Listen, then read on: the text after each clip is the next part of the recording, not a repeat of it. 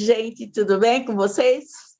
Vamos caminhando, vamos trabalhando, vamos conversando, trocando ideias.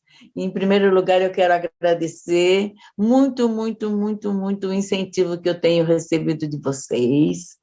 E eu acho que isso, eu falo que a minha autoestima vai lá no alto, uma coisa que eu comecei tão, assim, despretensiosamente. Comecei não, porque lógico que eu queria que desse certo, mas eu nunca imaginei atingir as pessoas que eu estou atingindo. Então, eu quero agradecer a oportunidade que a Zumbi dos Palmares está me dando, a minha equipe maravilhosa, Xavier e Marcelo, e vamos caminhando. E hoje o papo vai ser, como sempre, fantástico. Eu vou conversar com o Carlos de Oliveira. Carlos de Oliveira é um fotógrafo, eu falo que ele é o fotógrafo dos invisíveis. É um fotógrafo, é um menino, com 12 anos, nasceu para fotografar. E ele teve a sensibilidade, que eu acho isso muito importante, de nos eventos, ele fotografar aquelas pessoas que não são VIPs, porque nos eventos, vocês sabem, né? Então, todo mundo vai em cima dos VIPs. E ele também, lógico, ele tem a função dele, mas ele tem um olhar para os invisíveis. Tem histórias fantásticas para nos contar. Tanto é que ele é conhecido como Cacá, estava lá. Estava lá aquele fotógrafo que fala que estava lá, aquelas pessoas que estão em todos os lugares e que dificilmente aparece. Então, vamos lá. Carlos de Oliveira, Cacá estava lá, vamos bater um papo? Vamos lá, Marisa. Boa tarde, querida. Muito obrigada. Vamos conversar. Fala um pouquinho da sua trajetória, nascido na cidade que eu amo tanto, que se chama Piracicaba. Piracicaba, terra de onde o peixe para. Essa é a história de Piracicaba. Fala um pouco da sua trajetória, querido. Sim, sim. Na verdade, eu sou de família de fotógrafos, né? O meu pai era fotógrafo e comecei a trabalhar com ele desde aí dos meus 12 anos. Fui fazer cursos de fotografia, aprender a fotografar, revelar, fazer toda a obra ali, né? E comecei a trabalhar na parte administrativa, tentando organizar mais a coisa, né? Até porque meu pai ainda tinha uma certa limitação quanto a estudo, coisas do tipo. E a partir daí fui me aprofundando e conhecendo melhor esse cenário fotográfico, né? E passei a trabalhar com informática, que é uma área que eu tenho uma paixão imensa, mas em um determinado momento eu tive que voltar para a fotografia, por paixões e tudo, e também para fazer jus às coisas que me eram cobradas, né?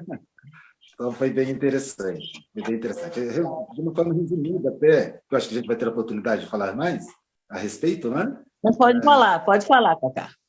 A fotografia ela sempre esteve comigo, não teve jeito, né?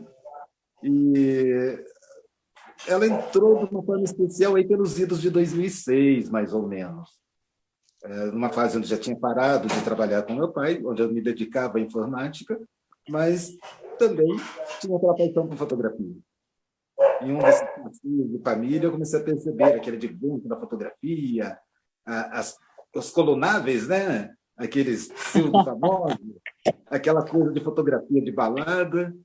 E eu percebi que eu estava minhas fotos e eu não aparecia. Nunca vi essa foto em site nenhum, em lugar nenhum. Eu falava, na época, falava para minha esposa, poxa, eu fui fotografado uma história que eu não estava lá. E isso foi se tornando retórica, o negócio sempre acontecendo. E teve um dia eu comentei com um fotógrafo amigo meu, que fez esse trabalho. Falei, cara, eu estou enjoado, você me fotografa, eu não vejo minhas fotos em lugar nenhum. Vou montar um site, vou voltar para a fotografia e vou começar a tirar foto desses que não aparecem. Aí eu criei, estava lá, você em todos os lugares. Falei, aqui vem todos aqueles que o povo rejeita, eu vou trazer para cá. Porque todo mundo tem direito de estar em algum lugar. A partir do momento que ele foi fotografado, ele tem que aparecer. Do outro lado, eu também entendia que eles também tinham condições de consumir. Nem que não fossem aqueles produtos caros, aquelas caras, mas aí surgiu, estava lá. Todo mundo sabe que esse programa é gravado da minha casa. Eu moro em casa, bairro, periferia, e tenho cachorro. E eles não são obedientes. Eu tenho um casal, o Romeu e a Julieta. Entendeu? Então, a Juju é mais obediente.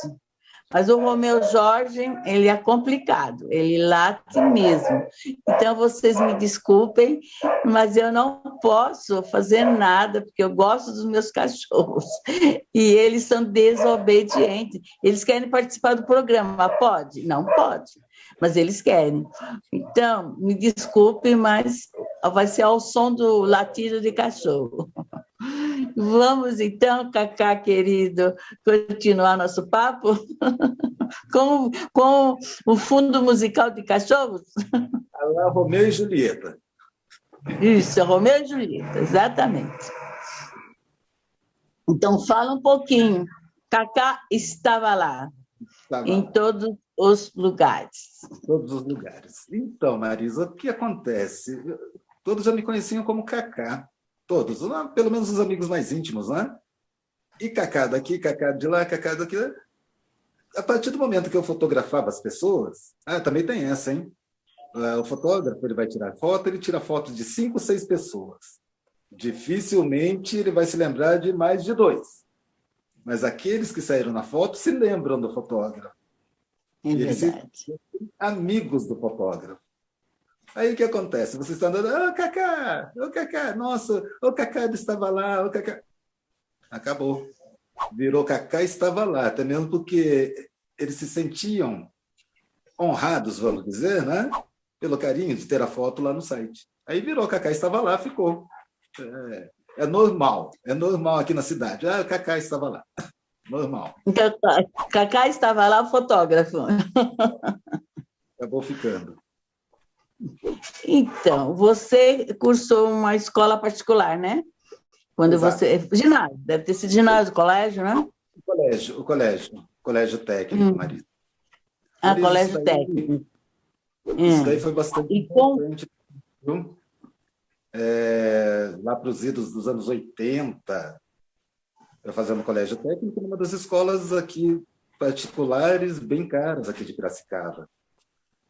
Fui para lá com aquele sonho de tecnologia. Inclusive, dentro da tecnologia, dizem que eu sou o cara de exatas mais humano que existe.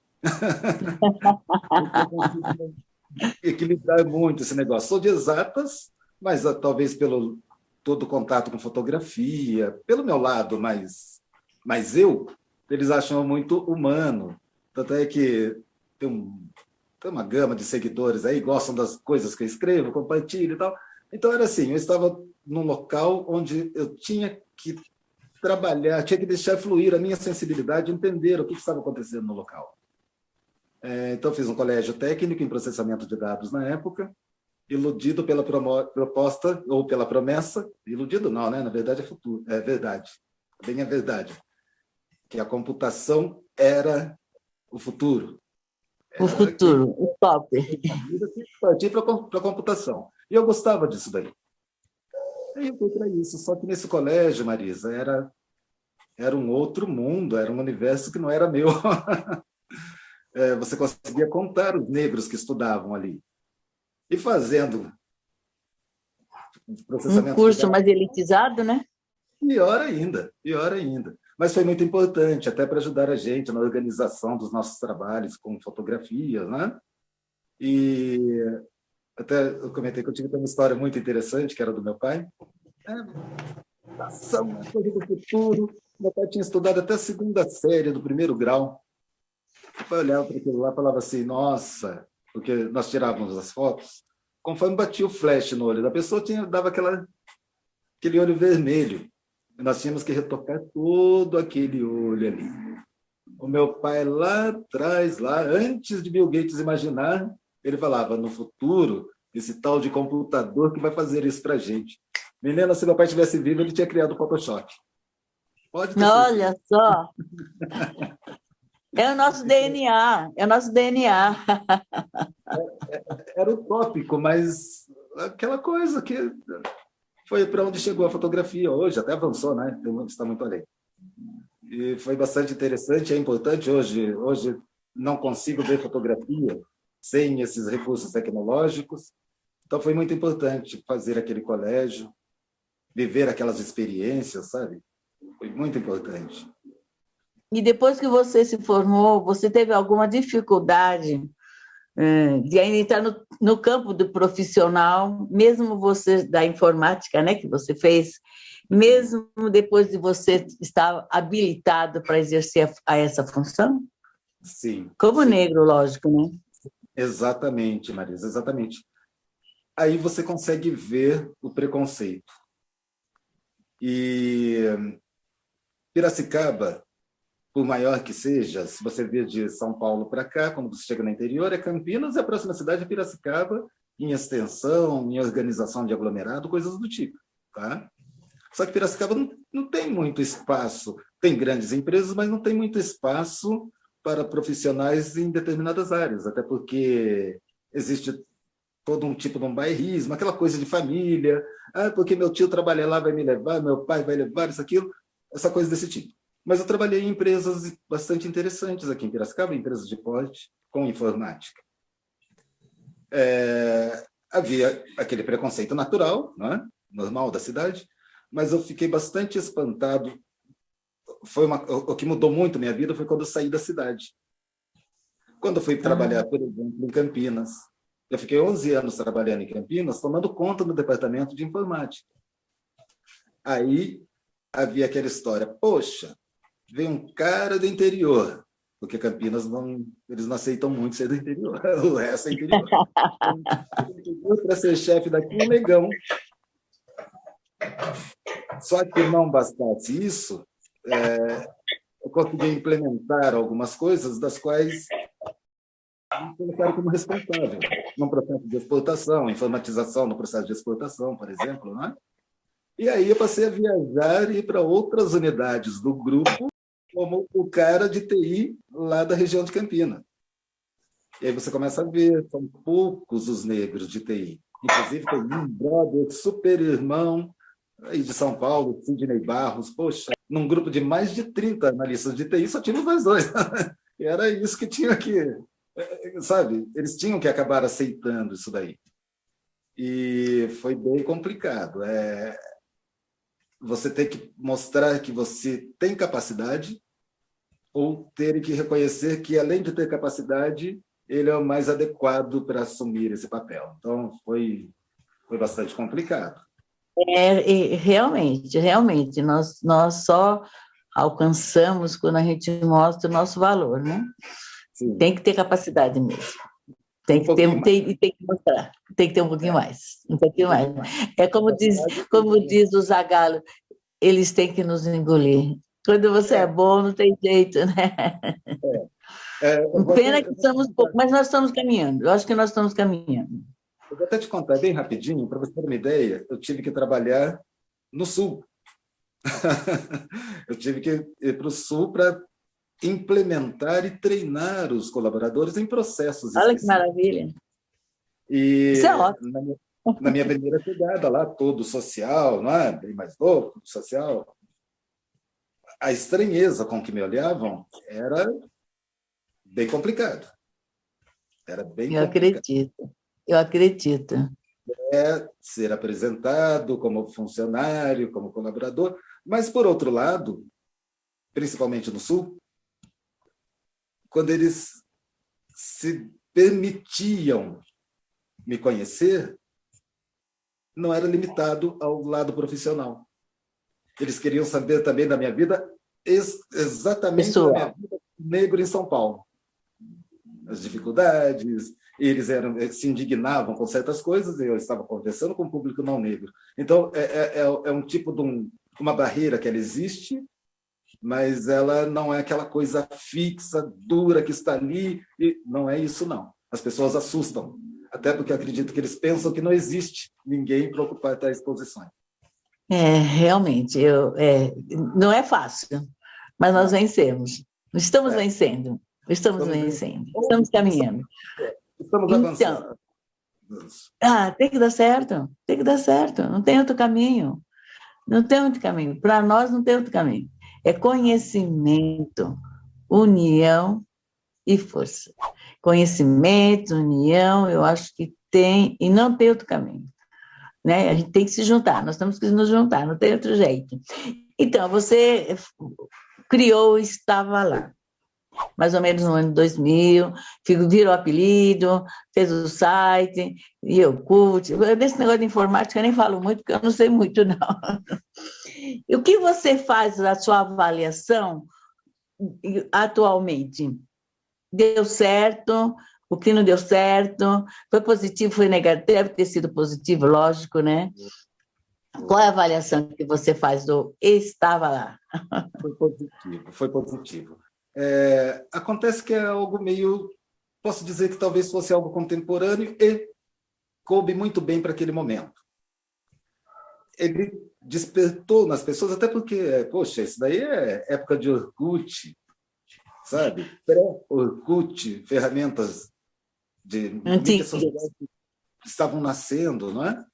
Mas era interessante porque o negro era visto como aquele que não consumia a internet. Nós não tínhamos smartphones, eram computadores. Muitos negros não tinham computadores, mas não tinha na sua casa. Mas ele acessava no trabalho, acessava em lan houses, porque naquela época já tinha alguns birôs de lan house. Eles falavam que eles iam lá não sei aonde, lá para baixar, eles iam lá baixar, eles iam lá pegar as fotos. Mas não é o fato de promover o ato, mas tudo que vem por trás, aquele interesse em ir, em aprender a utilizar o computador, em ir lá para baixar a foto, era algo que era inesperado, do negro, já que na outra camada da sociedade isso poderia ser natural, pois eles tinham os equipamentos lá. Para a gente era um pouquinho mais... Só que esse desgaste, esse esforço, também foi levando a pessoa a entender que ela poderia ter também, que seria legal ela ter. Não é? E aí que eu olhei e falei, poxa, eu Estava Lá, está fazendo um papel legal. Porque eu via, aí no caso das redes, no caso do Orkut principalmente, eu via aquele monte de fotinha com minha marca lá, com minha caretinha amarela lá. Então eles baixam, eles publicam, eles compartilham, e a minha marca ia indo, ia indo, ia indo. Só que essa geração, hoje, ela é mais velha. É uma geração com mais de 40, por exemplo. Né? Aí ela parou naquilo lá, ela não foi mais adiante, Maria. Eu tenho muitos amigos aí que eles têm fobia a gente estava falando agora há pouco aqui, né? Nos bastidores de Instagram. Ele conseguiu chegar no Facebook, ele não tem Instagram, ele não quer nem pensar num TikTok. Então, eu acho assim, eu Estava Lá para a época, ele conseguiu fazer o papel legal dele, e agora eu preparo o Estava Lá para fazer um outro trabalho, que é o trabalho despertar nesse povo agora mais velho o interesse e deixar claro a necessidade. Vocês têm um exemplo rolando em São Paulo. Estão fechando as catracas do metrô, onde a pessoa, para comprar o bilhete, ele vai ter que ter um leitor de QR Code. Se você falar de QR Code aqui em Piracicaba, tem gente que nem imagina para que serve, não sabe nem como que faz. Então, e essa realidade, ela começa aí, daqui a pouco ela está aqui. Daqui a pouco ela está batendo na porta do Piracicabano aqui. Então, Piracicabano tem que estar preparado. No meu trabalho de fotografia, eu utilizo QR Codes. Até porque eu acho, aí, falando do lado mais artístico, eu acho que é muito legal. De repente, você tem um quadro na sua casa, uma imagem muito bonita, mas você não consegue dizer da onde é, o que é aquela paisagem, quem fotografou, quando. Eu já trago essas informações nos meus trabalhos. Mas eu tenho que conscientizar o consumidor do produto que é importante ele ter um QR Code. Hoje eu tenho um trabalho diferenciado, com pôsteres, com temas da cidade, em lugares que eu passei.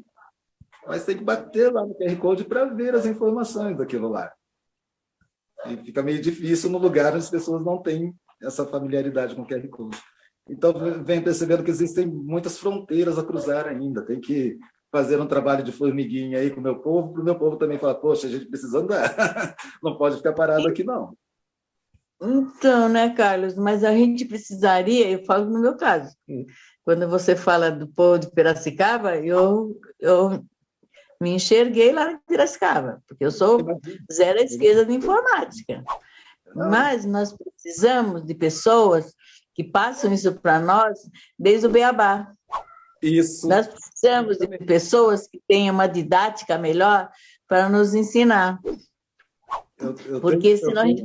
Eu tenho essa dificuldade. Eu não falo que eu domino, mas eu sei WhatsApp e Facebook. Não. Eu tenho essa o resto era à esquerda. Está bem atrás dessa parede aqui. Ela tem WhatsApp, ela tem Instagram, ela tem Facebook, sim, ela curte TikTok, ela vê vídeos no YouTube. Claro que não é aquela destreza, mas ela sabe, ela consegue, que no caso é a minha mãe. A gente consegue... Olha que maravilha, mas ela tem um filho que, pelo visto, tem paciência para ensinar. Você há de convir comigo que o jovem não sabe ensinar, eles sabem fazer.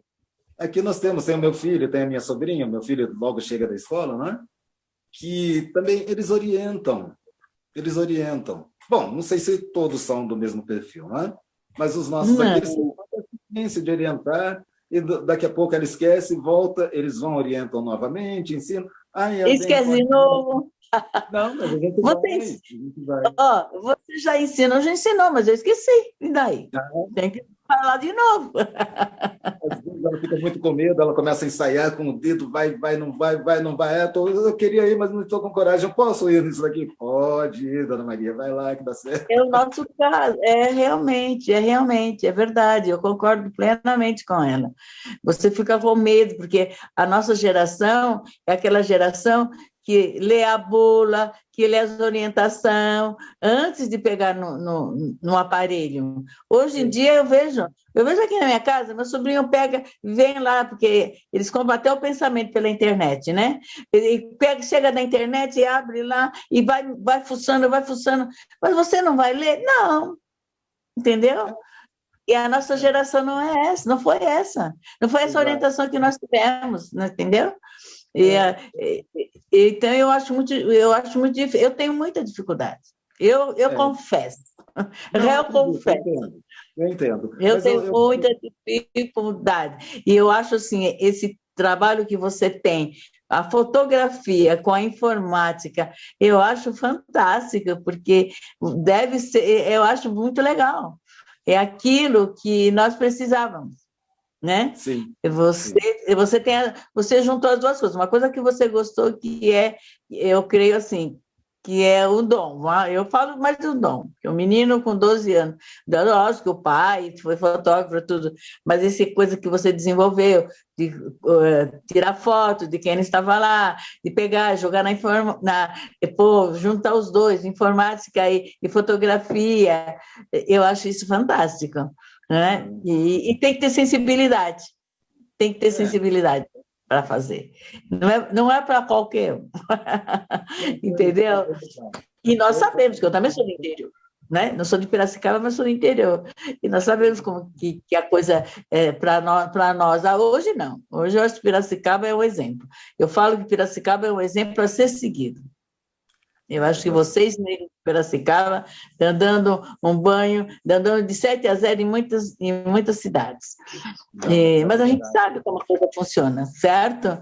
Então, eu acho que o nosso papo está bom, lógico que está bom, lógico que é fantástico. Eu tenho que agradecer de você ter aceito o meu convite. Eu tenho de agradecer de você ter passado essas informações e com essa simplicidade, mas com essa sensibilidade, que eu acho isso fantástico. E eu queria te convidar para você vir falar novamente, lógico, continuar o nosso papo, a fotografia junto com a informática e o que é o teu projeto daqui para frente, que eu sei que vai ser legal pra caramba, né? Vai ser muito bom, vai ser ótimo. Eu acho que é tudo de bom. Conhecer pessoas como você. Muito obrigada e espero contar com você novamente. Obrigada, do fundo do coração. Paz e bem a todos. Com certeza, paz e bem, paz e bem, paz e bem. Obrigada e muito obrigada por vocês. Até a próxima, com mais novidades. 50 a mais viver.